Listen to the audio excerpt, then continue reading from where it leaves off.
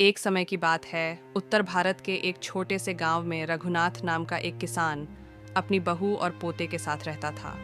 उसके पास बस 2 बीघा जमीन थी, लेकिन मेहनत और ईमानदारी से वह अपना जीवन गुजार रहा था।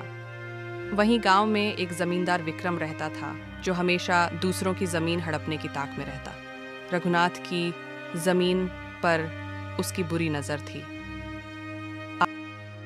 आखिर कुछ तो करना ही पड़ेगा। कब तक रघुनाथ अपने अनुसार कार्य करेगा?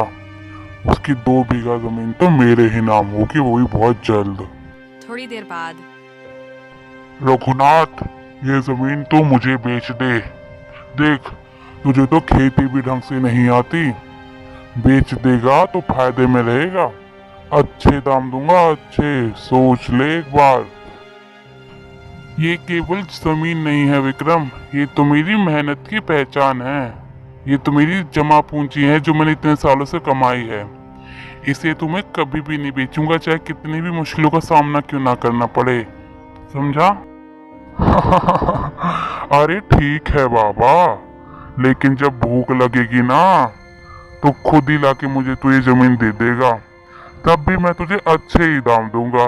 वो क्या है ना, समय बड़ा बलवान होता है। क्यों? विक्रम देखो, मुझे तुमसे किसी भी प्रकार का बहस का या लड़ाई करने का कोई मन नहीं है, तो कृपया करके इस जमीन को हड़पने का ख्याल छोड़ दो। लेकिन विक्रम के दिमाग में कुछ और ही चल रहा था। अभी तो जानता ही कहाँ है रघुनाथ, विक्रम हूँ मैं। जो सोच लिया वो तो पाके ही रहूंगा, और बहुत जल्द। रात के अंधेरे में विक्रम ने अपने आदमियों से रघुनाथ की जमीन की मेढ़ें हटा दी और अपने खेतों में मिला दिया। सुबह जब रघुनाथ खेत पहुंचा तो जमीन की सीमा बदल चुकी थी। अगली सुबह रघुनाथ अपने पोती के साथ आया।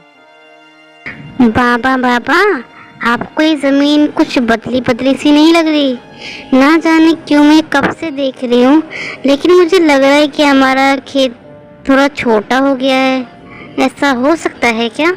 आप देखिए ना, कैसे लग रही है छोटी सी। हाँ बेटा, लगता है कोई चाल चली गई है। अब मुझे जल्द से जल्द इस चाल को खत्म करना पड़ेगा। कल ही जाके मैं सरपंच जी से बात करता हूँ। गांव की चौपाल में पंचायत बैठी। दोनों पक्षों को बुलाया गया। विक्रम ने झूठे दस्तावेज पेश किए। सरपंच जी और सभी गांव वाले सुन लो, मुझे ऐसा लगता है कि मेरे खेतों की लंबाई या चौड़ाई कम हो गई है, पर पता नहीं क्यों। क्यों विक्रम, तुम्हारा क्या कहना है इस मामले में? क्योंकि जमीन के मामले में तुम्हारा नाम भी खराब हो चुका है। अरे सरपंच जी, ये तो बहुत पुरानी बात है। आपको तो पता ही है ना, विक्रम अब सुधर चुका है और मैंने किसी की भी जमीन पर कोई भी गैर कानूनी कब्जा नहीं करा। मेरे को मेरी जमीन जो चाहिए थी वो मैंने ले ली। अगर किसी को लगता है कि मैंने ये करा है तो इस बात का सबूत लेके आएंगे। क्यों? कुछ देर बाद विक्रम बड़े बड़े कागज लेकर आया, जिन्हें वह जोर जोर से सबको दिखाने लगा। देख लीजिए सरपंच जी, मेरे पास सारे कागजात है और नक्शा भी है। वो जमीन जो ये हड़प के बैठा है, ये सारी जमीन मेरी है। और अगर नहीं है तो साबित करके दिखाओ। देखो भाई रघुनाथ, कागज तो सही लग रहे हैं। तुम्हारे पास जो कागज हैं वो भी दिखा दो। सरपंच जी, मुझे नहीं पता ये कागजात, ये नक्शा क्या है। मेरे पे कोई सबूत नहीं है अपनी गुनाह और बेगुनाही को साबित करने का। लेकिन हाँ, मेरी मेहनत की पैसों की जमीन है, वो मेहनत की कमाई है। ऊपर वाला यूं ही नहीं जाने देगा। जिसने भी मेरे खिलाफ जाके साजिश की है, उसको उसकी किए की सजा अवश्य मिलेगी हर हाल में।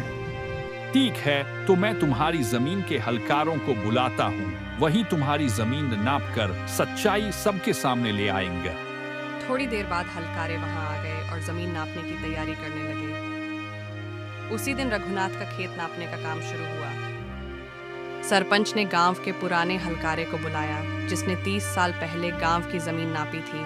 उसने बताया कि रघुनाथ की जमीन वही है जिसे विक्रम ने जबरन मिलाया है। हाँ सरपंच जी, हमने रघुनाथ जी की जमीन को बारीकी से नापा है। और मेरे पिताजी ने भी इनकी जमीन को पहले बारीकी से ही नापा था। तब के कागजात में और अब के कागजात में बहुत ज्यादा ही फर्क दिख रहा है। मुझे लगता है कि रघुनाथ जी की जमीन पे किसी ने गैर कानूनी रूप से कब्जा किया हुआ है, जिसकी वजह से उनकी जो जमीन है वो छोटी दिख रही है। वो का है ना, मुझे लगता है कि शायद मेरे ही हलकारों से गलती हो गई होगी जमीन नापते नापते। क्या पता उन्हें लगा हो कि रघुनाथ जी की जमीन भी मेरी है, पर कोई नहीं, सत्य का खुलासा तो हो ही गया। रघुनाथ, वो तेरी ही जमीन है। मैं जानता हूँ कि तुम्हें सब कुछ पता था, तुमने ये सब जानबूझ के किया है, परंतु मुझे मेरे ईश्वर पे पूरा विश्वास था। देखा, अंत में जाके मुझे मेरी जमीन बिना किसी कागजात के मिल गई। अब जो होगा वो सरपंच जी करेंगे।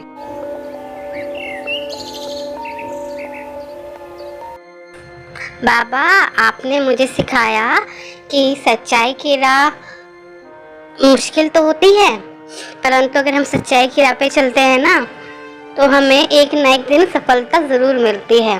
हमारे साथ ईश्वर कभी भी कुछ गलत नहीं होने देता। हाँ बच्चों, हमेशा तुम दोनों सच्चाई का साथ देना, क्योंकि झूठ के पैर लंबे नहीं होते। झूठ ज्यादा देर तक नहीं टिक सकता। सच्चाई बेशक कुछ देर बाद सामने आए, पर सामने आती जरूर है। अंत में रघुनाथ को उसकी जमीन वापस मिल गई। गांव वालों ने सरपंच के फैसले का स्वागत किया। सत्य परेशान हो सकता है, लेकिन पराजित कभी नहीं।